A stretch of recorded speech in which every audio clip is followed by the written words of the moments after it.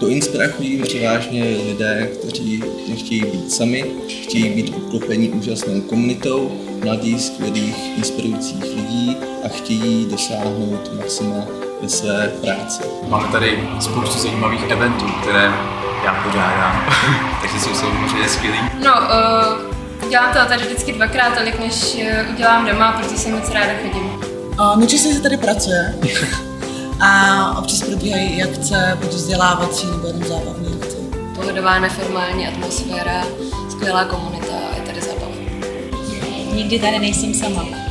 Máme tady taky skvělou základnu našich členů. A hlavně tady potkávám lidi, kteří mě zrovna potřebují, takže o práci nemám nouzi. Vymyslel jsem spoustu procesů, jak být efektivnější, nás jsem spoustu lidí, všechno jsem se dělal odsud a dělám odsud. Prostředí, lidi, akce.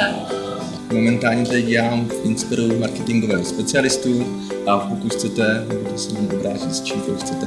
Na Inspiru mám rád inspirativní atmosféru a kolektiv.